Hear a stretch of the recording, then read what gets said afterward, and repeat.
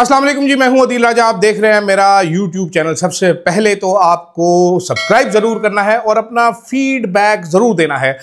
Feedback देने के तरीके तो आपको मालूम ही हैं, या तो आपने कंटेंट पे तबसरा कर दे, मेरे स्टाइल पे तबसरा कर दे, वरना फिर आपको मेरे हुस्न की तारीफ़ करनी पड़ेगी। और ये नया पेडू कट कराने के बाद हुस्न मेरा अन्नेवाह हो चुका है, जो कि अनस्टॉपेबल हो चुका है। साथ साथ अगर आपको मेंबरशिप का ऑप्शन आ रहा है या आपको सुपर थैंक्स का ऑप्शन आ रहा है, तो वो भी ज़रूर इस्तेमाल करके सपोर्ट कीजिएगा मेरी जर्नलिज्म को, ताकि मुझे टके टके के सेठों के आगे भीखे ना मांगनी पड़े नौकरी के लिए। खैर, सबसे पहले तो जनाब न्यूयॉर्क का मेयर ज़ोहरान मुमदानी साहब बन चुके हैं। पाकिस्तान में इसका रोला बड़ा पड़ा हुआ है। पाकिस्तान में क्या वो इसके इश्यूज़ हैं जी? पाकिस्तान में क्या इसका इतना ज़्यादा रोला मचा हुआ है, किस वजह से बचा हुआ है, ये कुछ समझने में मुझे लाचारी पेश आ रही है। तो ये समझने की कोशिश करते हैं ज़रा कि पाकिस्तान में क्या इसका रोला पड़ा हुआ है। सेकेंडली, हुजूर वाला 27वीं आईनी तरमीम मेरे ज़राए कहते हैं कि इतनी स्मूथ सेलिंग नहीं होगी। क्या होने जा रहा है इस पर भी बात कर लेते हैं। फिर तहरीके इंसाफ के फवाद चौधरी साहब ने सक्सेस का ऐलान कर दिया है कि जनाब कुछ होने वाला है, उस पर भी बात करते हैं कि क्या कुछ होने वाला, और बेचारी मरियम का क्या बनेगा। ये सारी चीज़ों में मैं बात करता हूँ। सबसे पहले तो न्यूयॉर्क के मेयर ज़ोहरान मुमदानी साहब बन गए। ज़ोहरान साहब पहले न्यूयॉर्क के पहले मुसलमान मेयर हैं, इससे यंगेस्ट भी मेयर हैं, साउथ एशियन भी पहले हैं। हमें लुड्डी डालने की क्या ज़रूरत है, हम लुड्डी क्यों डाल रहे हैं? फ़र्क क्या है? वो कासिम गिलानी साहब जो हैं, जो पूरा टब्बर MNAs का है, वो भी खुश थे कि जी वाह, रोटी कपड़ा और मकान का नारा जीत गया। लेकिन ये ऐसा नहीं है। ये सुहेल वड़ाइचों के लिए, ये अंसार वासियों के लिए एक सबक आमोज कहानी है। हुआ क्या है? हुआ ये है कि जनाब एक लड़का आता है, ज़ोहरान मुमदानी, वो मेयर का इलेक्शन लड़ने का ऐलान करता है। अमेरिका का ऑल पावरफुल सदर उसकी मुखालिफत करता है, उस पर जुमले कसता है, उसको कहता है इसको हराना बहुत ज़रूरी है। ये मेयर जो है ज़ोहरान, ये लड़का कहता है अगर नेतन्याहू न्यूयॉर्क आएगा तो मैं उसको अरेस्ट करूंगा as per law. Donald Trump इसकी बुराइयां करता है, यानी कि ज़ोहरान मुमदानी साहब डोनाल्ड ट्रंप के अगेंस्ट खड़े हैं। Donald Trump is power establishment, Zohran Mamdani is the underdog. Mamdani साहब ये बातें कर रहे हैं, वो उसकी बेइज्जती कर रहे हैं। मकबूलियत ज़ोहरान मुमदानी के साथ है, कबूलियत डोनाल्ड ट्रंप की है। लेकिन हुआ क्या? हुआ ये कि इलेक्शन वाले दिन किसी आके शाणे ने मकबूलियत और कबूलियत का रोना नहीं रोया। कोई मुनाफिक सुहेल वड़ाइच जैसा, कोई अंसार अब्बासी जैसा, कोई मुन्ना मुनीब, कोई Umar Cheema type gutter journalist, कोई गटर जर्नलिस्ट नहीं आया ये कहने के लिए कि जनाब ये कबूलियत तो थी इसकी, देखिए मकबूलियत तो थी पर कबूलियत नहीं थी। जो जीता उसके हवाले कर दिया गया। पाकिस्तानी इसलिए खुश होने, पाकिस्तान में ये अभी तक ख्वाब है। आज पाकिस्तान में एक जहर कातिल दिया जा रहा है। मैंने कल आपको बताया था, कमांडर स्टेट बनाया जा रहा है पाकिस्तान को। कमांडर स्टेट बनना है पाकिस्तान ने। PTI को दही कुलचा खाना चाहिए, मैं कल से कह रहा हूँ। क्यों, वो मैं एक्सप्लेन भी आपको करता हूँ। लेकिन पाकिस्तान में ऐसा नहीं होता। यहाँ पर आज भी गंदी नाली के कीड़े जर्नलिस्ट जो हैं वो कबूलियत और मकबूलियत बता रहे हैं। आज बड़े बड़े लोग कह रहे हैं अदलिया की आज़ादी के रंडी रोने हैं, और इस तरह की बातें कर रहे हैं घटिया किस्म के लोग। तो ये फ़र्क था, इसलिए पाकिस्तानी देख रहे हैं। हम हसरत से देख ही सकते हैं कि हम भी जिसको वोट दें कभी वो भी इलेक्ट होगा कि नहीं होगा। तो there are too many problems bro. Secondly जनाबे वाला, हुजूर वाला, दूसरी चीज़ ये है कि आप जनाब क्या कह सकते हैं इसको, कि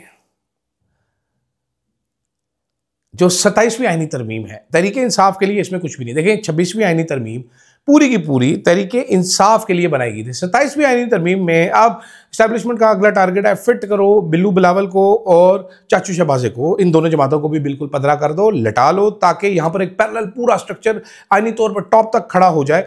बहुत सारी चीज़ें मुझे इसमें पता है, बहुत सारी चीज़ें होने वाली हैं। जजेस की आत्मा रुलने वाली है। ये जजेस जो बैठे हुए हैं लेकर, इनके साथ क्या होगा इनको खुद शायद मालूम नहीं। पहला टारगेट होगा इस्लामाबाद हाई कोर्ट के वो 5 जजेस को उठाकर बाहर फेंका जाएगा। दूसरा टारगेट है जनाब मंसूर अली शाह और मुनीब साहब, जो सुप्रीम कोर्ट के जजेस हैं। ये खुलेआम बात हुकूमती टाउट बता रहे हैं, और जो बताते हैं वो होता भी है फिर हुकूमत। लेकिन इस बार फिर कोई गेम डाल रही है। मेरे एक ज़रिए, मैं बार बार ये कह रहा हूँ कि मिले हुए हैं, ये करेंगे उल्टा लेट के करेंगे। शहबाज शरीफ साहब को कोई इतराज़ नहीं होगा। लेकिन मेरे थिंक टैंक है, उनके एक मेंबर ने मुझे फ़ोन किया, उन्होंने कहा जी it will not be smooth sailing. मैंने कहा क्यों? उन्होंने कहा इसलिए कि 26वीं आईनी तरमीम पीटीआई स्पेसिफिक थी। इस तरमीम में पीटीआई का तो कुछ भी नहीं है, उनको तो जितना रगड़ सकते थे रगड़ लिया। अब बारी है नून लीग और पीपल्स पार्टी की, इनको सीधा पदरा करना है, इनके ऊपर रंदा मारना है, प्लस्तर करना है इनके ऊपर। तो ऐसे में बाबा जरदारी और बाबा नवाज शरीफ साहब ये क्या होने देंगे अपने साथ, क्या करेंगे? मेरा जवाब था सर ये मेरा ख्याल है ये कर लेंगे, ये बड़े कोई वो बेशरम लोग हैं, इनको बस सिर्फ ये बता देंगे तुम दोनों ये बारी बारी तुम्हारी आती रहेगी, काम हम करते रहेंगे तो ये कर लेंगे। लेकिन उनका कहना था कि नहीं, शायद ऐसा नहीं होगा, क्योंकि चाचू शहबाज जो बुनियाद बना रहा है उस पर बिलावल की तो बारी ही नहीं आएगी। जैसे कि कल हेड जो हैं इन सारों के फैसल वाडा साहब ने बताया कि जनाब बिलावल जैसा बंदा पाकिस्तान को दोबारा मिल नहीं सकता। ये जो जोड़ी है फील्ड मार्शल की और वज़ीर आज़म की, ये बस वो तबाकुन जोड़ी है जिसकी वजह से आज पाकिस्तान तरक्कियों की मनाजिल तय करते करते चांद तक पहुंचने वाला है। चांद को खुद नहीं पता हमारे पास ये कौन आ रहा है, आंखें खोल के उन्होंने देखा तो पता चला चाचू और फील्ड मार्शल साहब पाकिस्तान को चांद तक पहुंचा रहे हैं। तो ये इतना स्मूथ सेलिंग नहीं होने वाला। दूसरी तरफ इमरान खान साहब ने महमूद खान अचकज़ई साहब को जो इख्तियार दिया है, वो इख्तियार महमूद खान अचकज़ई साहब इस्तेमाल करने का इरादा रखते हैं। मेरी इत्तलात के मुताबिक अली अमीन गंडापुर साहब बोन ऑफ कंटेंशन थे बहुत ज़्यादा, उन्होंने महमूद खान अचकज़ई को भी नाराज़ किया, उन्होंने अल्लामा राजा नासिर अब्बास को भी ऑफेंड किया, उन्होंने मौलाना को भी ऑफेंड किया हुआ था। तो अली अमीन गंडापुर साहब नहीं है, केपी का ग्रैंड जिरगा होगा, सारी जमातें काफ़ी करीब आएंगी। उसके बाद आप देखिए कि क्या होता है। महमूद खान अचकज़ई साहब काफ़ी रास्ते खोलना चाहते हैं, वो गैरत दिला रहे हैं इन दोनों जमातों को। गैरत आएगी कि नहीं आएगी, I am not really sure. But मैं आपको राना सनाउल्लाह साहब का एक बयान सुनवाता हूँ, बहुत अहम बयान है राना सनाउल्लाह साहब का। राना सनाउल्लाह साहब कह रहे हैं कि जनाब देखें कुछ चीज़ों पर इत्तफाक है हमारा, अगर वो चीज़ें तय हो गई हमारी तो ये तरमीम इसी तरीके से हो जाएगी, वरना हम जो चीज़ों पे इत्तफाक है वो कर लेंगे, बाकी हम छोड़ देंगे। ये मैंने कल रात को भी आपको बताया था कि जनाबे वाला ये बीच में एक रोला गोला जो चल रहा है, जो इसहाक डार साहब ऑफ स्क्रिप्ट गए हैं, तो राना सनाउल्लाह साहब की बात भी उसको एंडोर्स करती हुई नज़र आती है। देखते हैं आगे स्मूथ सेलिंग होती है कि नहीं होती, चेक कर लेते हैं। साथ साथ जनाबे वाला आज़ाद सईद साहब मेरे दोस्त कल से मेरे से बहस कर रहे हैं कि वो शाहजेब खानज़ादा बहुत अजीम जर्नलिस्ट है। प्रॉब्लम क्या हुई? प्रॉब्लम ये हुई कि शाहजेब खानज़ादा साहब ने एक ड्रामा लिखा, उसमें औरत की इज़्ज़त की बड़ी बातें शातें ठोकी उन्होंने। केस नंबर 9 प्रमोशन के लिए अपने सारे दोस्तों यारों को फ़ोन किया, हमने एक ट्वीट खड़का दिया कि जनाब बुशरा बीबी के ऊपर जब आप इल्ज़ामात आपके शो में बैठ के लगे, तो उसमें वो जस्टिफाई कर रहे हैं कि देखिए हमने ये रब्ता किया, हमारा उनसे रब्ता था, वो पावरफुल स्ट्रक्चर थे, हम उनको लेना चाहते। बीच में गलत बयानी भी कर रहे हैं कि उम्रा पे खावर मानिका गया, वो नहीं गया था, वो कोई और बंदा था जिसको खावर मानिका बना के पेश किया गया था। मैं उनको समझा रहा हूँ कि सर मैं इसी फील्ड में हूँ, मुझे मालूम है क्या हुआ कैसे हुआ, मुझे ये तक मालूम कि आपके ऑफिस में क्या डेलिब्रेशंस हुई कि हमें करनी चाहिए नहीं करनी चाहिए, और कितने मजबूर थे ये करने के लिए।